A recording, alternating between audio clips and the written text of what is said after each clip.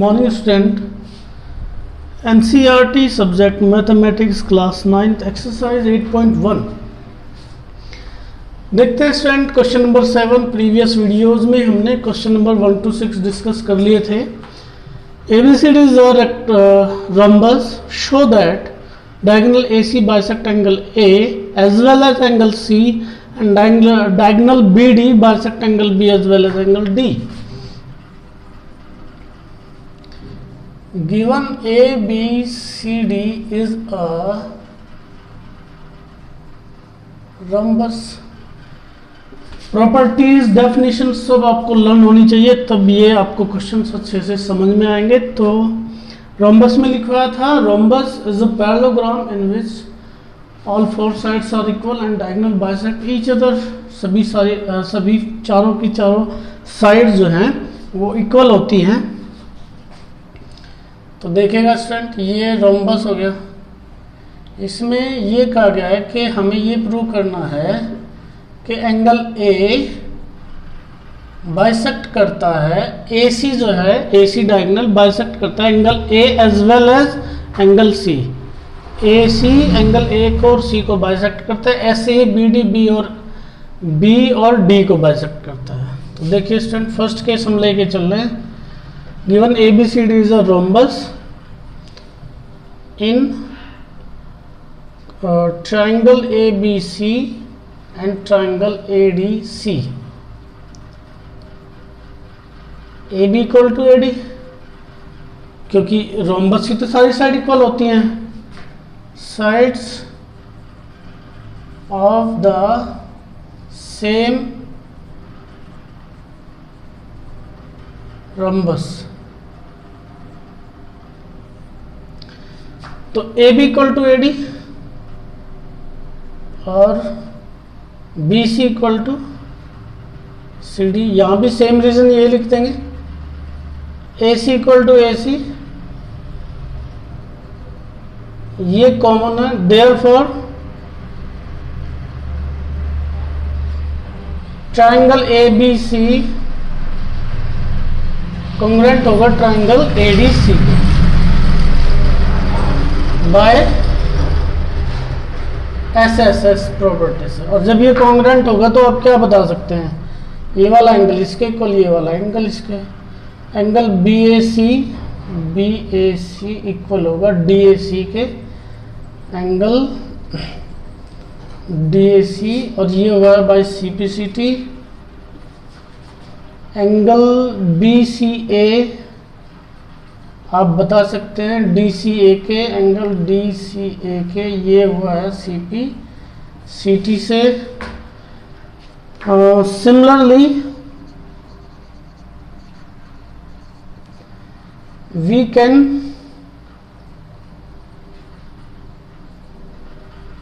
Prove that BD is the bisector of B, angle B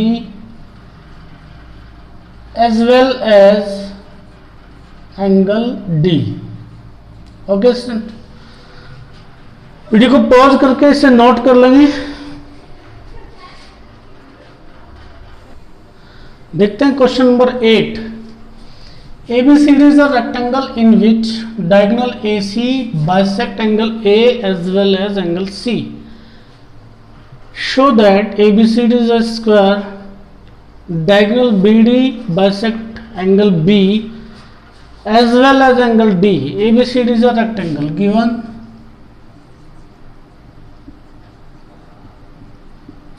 ABCD is a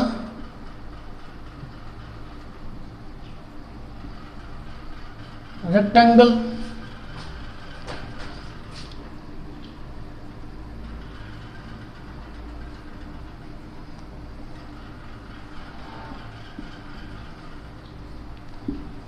और क्या कहा गया है, ABCD is a rectangle in which diagonal AC bisect angle A and C। ये कहा गया है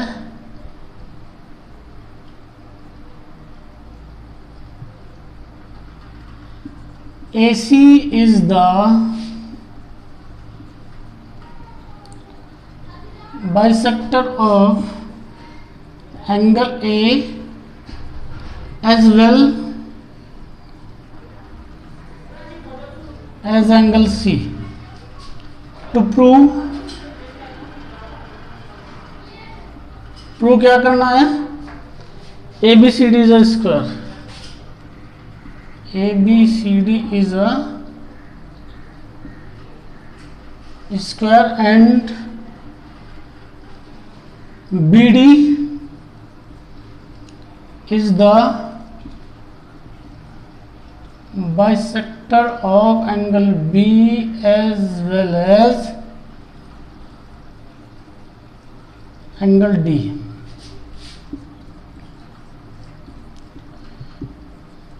देखिएगा स्टूडेंट ध्यान से,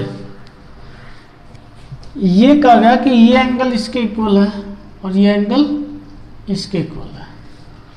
हमें ये प्रूव करना है कि ये स्क्वायर है। पहले तो उसने कहा रेक्टेंगल है और हमें प्रूव करना है कि ये स्क्वायर है। तो देखिएगा student, in triangle ABC and triangle ADC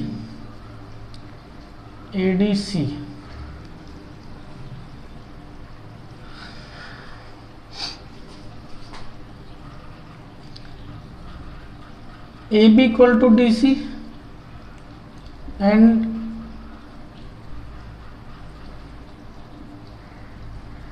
opposite side of a rectangle की अपोजिट साइड है, AB इक्वल टू DC होगी, ये तो equal student, AC equal to AC common angle ABC equal angle ADC।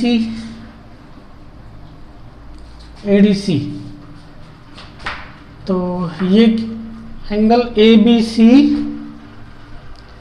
AB equal to DC, ये 90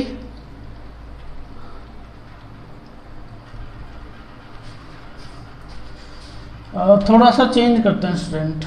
क्या change करते हैं, इन्होंने ये कहा है ना कि AC bisect diagonal AC bisect angle A as well as angle C। तो ऐसे लिखते हैं AC equal to AC common angle CAB equal to angle CAD angle ACB equal to angle ACB equal to ACD। So triangle ACB congruent होगा triangle ACD के। अब देखिए क्या ये हुआ आपका ASA से। अब देखिए क्या AC इक्वल टू AC तो हो गया, BC इक्वल टू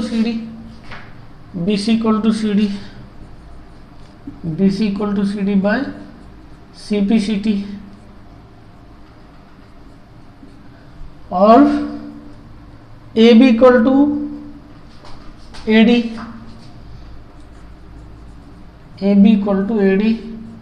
ये भी CPCT से, but AB equal to DC